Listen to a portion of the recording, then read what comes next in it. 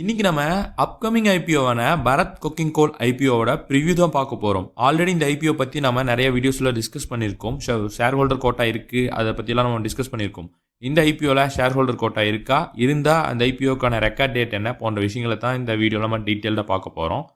So இந்த IPO வந்து ஜனவரி 9 open ஆகி ஜனவரி 13 க்ளோஸ் ஆகும்னு சொல்லியிருக்காங்க.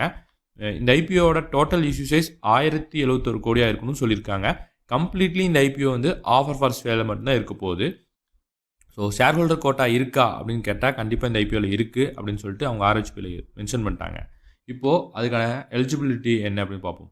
நீங்கள் ஒரு கோல் இந்தியா ஷேரை வந்து அட்லீஸ்ட் ஒரு கோல் இந்தியா ஷேராச்சும் வந்து நீங்கள் ஜனவரி 1 அன்னைக்கோ இல்லை அதுக்கு முன்னாடியோ வாங்கி ஹோல்ட் பண்ணிட்டு இருந்தீங்கன்னா இதுக்கு நீங்கள் எலிஜிபிள் ஆக முடியும். அவங்க ஆர்ஹெச்பியை ஜனவரி 2 வந்து ஃபைல் பண்ணியிருக்காங்க. ஸோ அப்போது ஜனவரி 2 அவங்களோட புக்கில் இருக்கக்கூடிய ஷேர் ஹோல்டர்ஸ் எல்லாம் வந்து எலிஜிபிள் ஆவாங்க. அதனால தான் வந்து நீங்கள் ஜனவரி 1 அதுக்கு முன்னாடி வாங்கியிருந்தீங்கன்னா இந்த நிறுவனத்தில் ஒரு கோல் இந்தியா ஷேர் ஹோல்ட் பண்ணியிருந்தீங்கன்னா இந்த பரத் குக்கிங் கோல் ஐபிஓவில் வந்து நீங்கள் ஷேர் ஹோல்டர் கோட்டாவில் அப்ளை பண்ண முடியும்னு சொல்லியிருக்காங்க.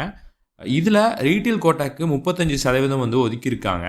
ஸோ இந்த ஐபிஓவில் நீங்கள் கோல் இந்தியா ஷேர் நீங்கள் ஹோல்ட் பண்ணிட்டு இருந்தீங்கன்னா ஸோ ரீட்டெயில் கோட்டாவில் அப்ளை பண்ணுற மாதிரி இருந்தால் ரீட்டெயில் கோட்டாவில் 35%, அது போக நீங்கள் ஷேர் ஹோல்டர் கோட்டாலையும் இதில் இந்த ஐபிஓவில் நீங்கள் அப்ளை பண்ண முடியும்.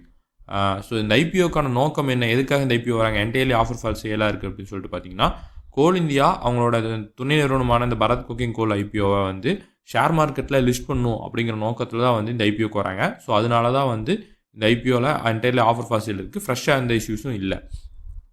ஆஃபர் ஃபார் சேல் இருந்தால் கூட போஸ்ட் ஐபிஓ கூட வந்து 90% வந்து ப்ரொமோட்டர்ஸ் தான் வந்து ஹோல்ட் பண்ணிகிட்டு இருக்க போகிறாங்க இந்த நிறுவனத்தில். ஸோ இது வந்து கோல் இந்தியா வந்து கவர்மெண்டோட நிறுவனம் தான். ஸோ அவங்களோட துணை நிறுவனம் தான் வந்து இந்த பரத் குக்கிங் கோல் நிறுவனம்.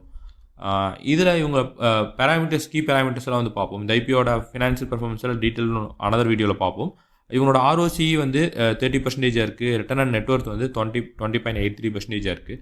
பேட் மார்ஜின் வந்து 8.61 இருக்குது. எபிடா 16.36% இருக்குது. ஓவராலாக இவங்களோட கீ பேராமீட்டர்ஸ் எல்லாமே வந்து நல்லா டீசெண்டாக இருக்குது.